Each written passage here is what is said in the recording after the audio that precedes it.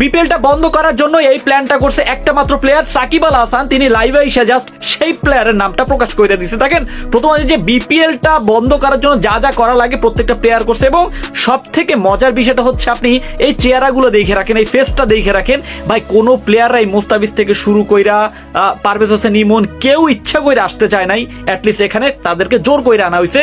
এই ফেসগুলো দেখলেই আপনি বুঝতে পারবেন, তাদের রিয়াকশনটা দেখলেই আপনি বুঝতে পারবেন। শান্ত এবং লিটন দাস তো হেসে দিচ্ছিলেন যে আমরা কেন আসছি এখানে। মোস্তাফিজ বলতেছে, মিরাজ বলতেছিল ভাই তুই সামনে আয়, মোস্তাফিজ বলতেছিল তুমি ওইখানেই থাকো। সো এমনটাই রিয়াকশন ছিল আজকের ম্যাচে। তারপরও বিপিএলটা সাসপেন্ড হয়ে গেছে, স্থগিত করা হয়েছে অনির্দিষ্টকালের জন্য। এক্ষেত্রে আমি একটা কথা বলবো ভাই, ফক্সের স্পোর্টস তিনি কিনা প্রচার করে দিয়েছে যে বাংলাদেশের বর্তমান সিচুয়েশনটা কি, ভাই বাংলাদেশের মান সম্মানটা আর রইল না। সো আপনি যদি এই বিষয়টা লক্ষ্য রাখতে যান তাহলে একটা ক্রিকেটারের সামনে দেখেন এতগুলো ট্রফি থাকা সত্ত্বেও তারা, আপনি মোহাম্মদ মিথুনকে বলতে পারেন, মানে কি বলবো ভাই, আনবিলিভেবল। তার মানে অর্জনের থেকে মনে হয় তার সমালোচনায় বেশি হয়েছে।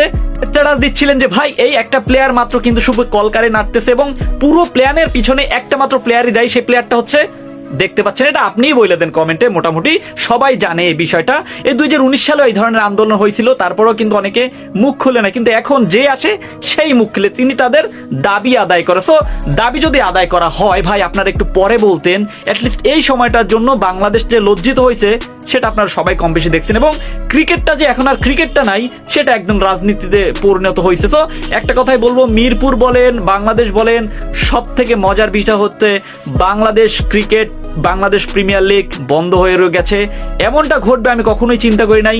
নাজমুল, তিনি ভাই নাজমুল স্যার কি বলবো, যা যা বইলা গেছে, বাট পাবলিক কিন্তু চায় নাজমুল হাসানের পক্ষেই ছিল, এবং পাবলিক কিন্তু আজকে ভাই ভাঙচুরও করছে। সো এমনটা যদি হয় বাংলাদেশের বর্তমান সিচুয়েশন এবং প্রেক্ষাপট যদি দেখেন, মেহেদী হাসান মিরাজ থেকে শুরু করে অনেক ক্রিকেটার রয়েছে, তাদেরকে চিনে রাখবে সবাই, এবং আমরাও চিনে রাখলাম।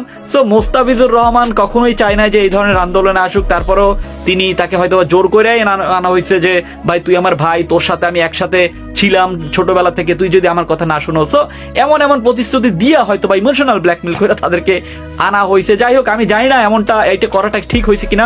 আমিনুল ইসলাম বুলবুল একা মাঠে দাঁড়ায় রয়েছে যে ক্রিকেটাররা কোথায়, ক্রিকেটাররা আসতেছে না। এই একটা মানুষ যেটা কিনা তিনি ক্রিকেটকে ডেভেলপ করার জন্য এখানে আসছে, তিনি নিজেই ডেভেলপ হয়ে যায়।